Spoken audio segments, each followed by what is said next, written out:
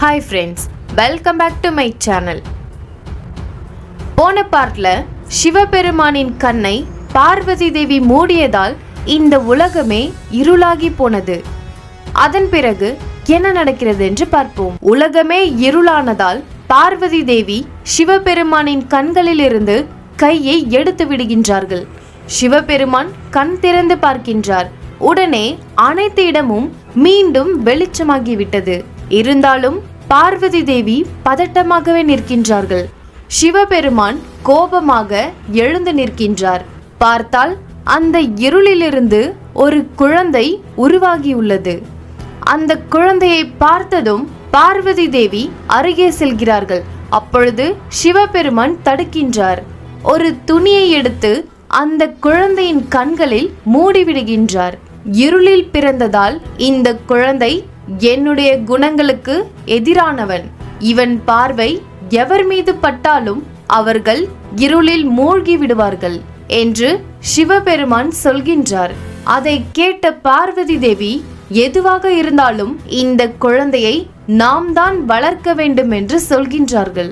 அப்பொழுதுதான் இங்கு இரண்யாக்ஷன் எனும் அசுரன் குழந்தை வரத்திற்காக என்னை நோக்கி பல வருடங்களாக தவம் இருக்கிறான். அதனால் அவனிடமே இந்த குழந்தையை கொடுத்து விடலாம் என்று சிவபெருமான் சொல்கின்றார். ஆனால் பார்வதி தேவி, ஒரு அசுரனிடம் இந்த குழந்தையை கொடுத்தால் அது தவறாகிவிடுமே என்று நினைக்கின்றார்கள். அதற்கு சிவபெருமான், நீ செய்த தவறுக்கு உண்டான பலனை நீ அனுபவித்தே ஆக வேண்டும் என்று மனதிற்குள்ளே நினைக்கின்றார். இங்கு இரண்யாக்ஷன் முன் சிவபெருமான் தோன்றுகின்றார். அந்த குழந்தைக்கு அந்தகன் எனும் பெயர் வைத்து குழந்தையை இரண்யாக்ஷனிடம் கொடுக்கின்றார். குழந்தையை பெற்றதும் இரண்யாக்ஷனுக்கு அளவு கடந்த மகிழ்ச்சி. இருளிலிருந்து பிறந்ததால் தான் இவனுக்கு அந்தகன் என்று பெயர் வைத்துள்ளேன். இவனை நல்லவனாக சிறந்த வீரனாக நீ வளர்க்க வேண்டும். ஆனால் ஒன்றை மட்டும் நினைவில் கொள், இவனுடைய பார்வை மட்டும் எவர் மீதும் படாமல் இருக்க வேண்டும். அப்படிப்பட்டால் அவர்களுடைய வாழ்க்கையே இருளாகிவிடும். அதனால்தான் நான் இவன் கண்களை கட்டி வைத்துள்ளேன் என்று சிவபெருமான் சொல்ல, தங்களுடைய அம்சத்தில் பிறந்த குழந்தையை வளர்க்க நான் பாக்கியம் செய்திருக்க வேண்டும் என்று சொல்லி இரண்யாக்ஷன் குழந்தையை ஏற்றுக்கொள்கிறான். கைலாயத்தில் பார்வதி தேவி மிகவும் மனக்குழப்பத்திலே இருக்கின்றார்கள். எந்த வேலை செய்தாலும் அதை தவறாகவே செய்து கொண்டிருக்கிறார்கள்.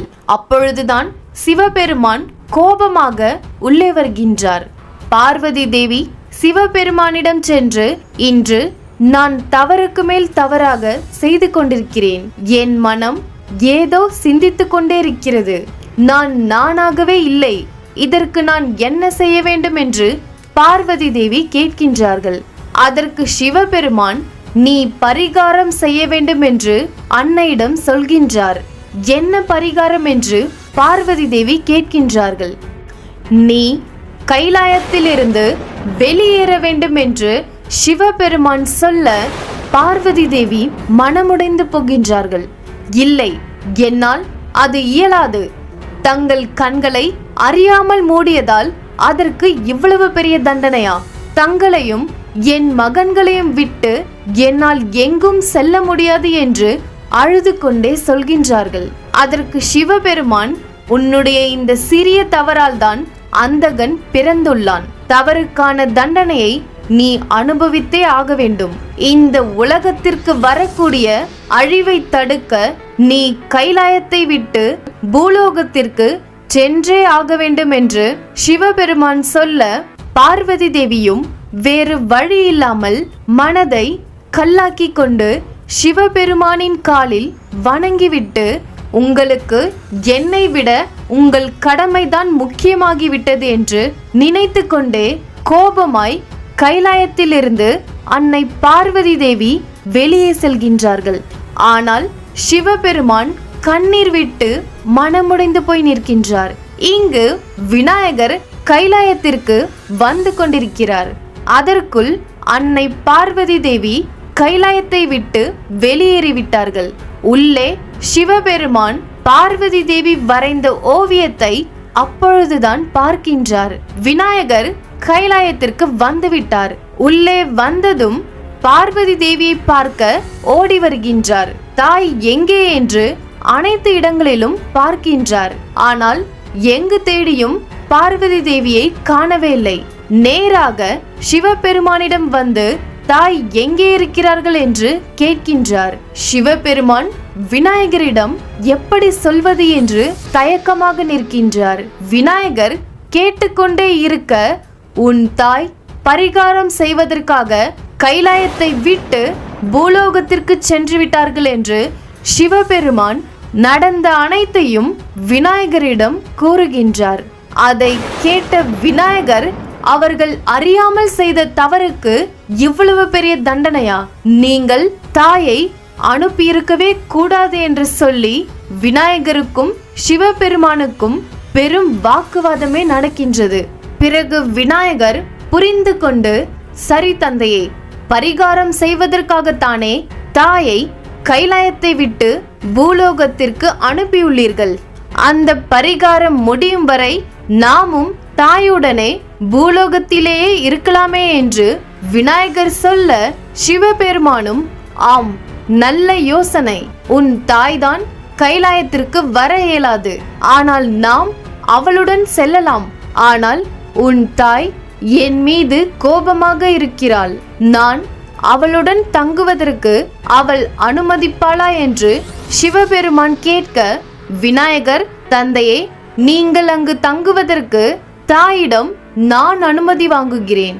அதுவரை சிறிது நேரம் காத்திருங்கள் என்று சொல்லிவிட்டு விநாயகர் மிக ஆர்வமாக பூலோகத்தில் தன் தாயை பார்க்க செல்கிறார். பூலோகத்தில் பார்வதி தேவி வனத்தை சுத்தம் செய்து எம்பெருமானை நினைத்து பூஜை செய்கின்றார்கள். அங்கு விநாயகர் செல்கின்றார். விநாயகரை பார்த்ததும் பார்வதி தேவி கட்டியணைத்துக் கொள்கிறார்கள். அங்கு நந்தியும் மற்ற பூதகணங்களும் வருகின்றார்கள். தாயே, நடந்த அனைத்தும் எங்களுக்கு தெரியும். நீங்கள் பூஜை செய்வதற்கும் தங்குவதற்கு குடிசையும் நாங்கள் அமைத்து தருகிறோம் என்று அனைவரும் அந்த இடத்தையே அழகாக மாற்றிவிட்டார்கள். இங்கு சிவபெருமான் பார்வதி தேவி என்ன சொல்ல போகிறார்கள் என்று கைலாயத்தில் காத்து கொண்டிருக்கிறார். அப்பொழுதுதான் விநாயகர், தாயே, தந்தை உங்களிடம் ஒன்றை கேட்க சொன்னார். அவரும் உங்களுடன் இங்கு தங்குவதற்கு அனுமதிப்பீர்களா என்று கேட்க சொன்னார் என்று சொன்னதுமே பார்வதி தேவியால் நம்பவே முடியவில்லை.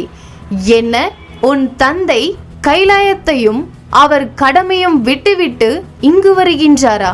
அவரா அப்படி சொன்னார் என்று பார்வதி தேவி சந்தேகமாக கேட்கின்றார்கள்.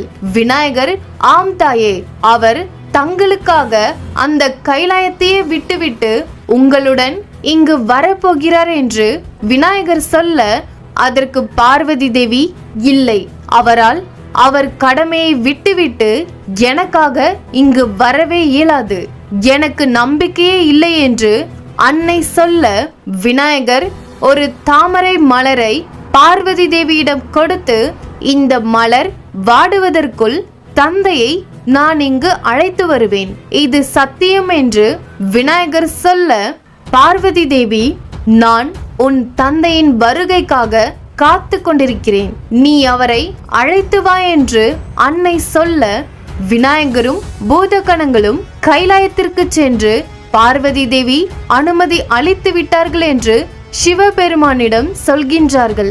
உடனே சிவபெருமானும் ஆனந்தத்தில் அன்னை பார்வதி தேவியை பார்க்க நந்தி மேல் ஏறி கைலாயத்திலிருந்து கிளம்புகின்றார். சிவபெருமான் வருவதால் பார்வதி தேவி தன்னை அலங்கரித்துக் கொண்டு பூக்களை சூடி மிக அழகாக தயாராகின்றார்கள்.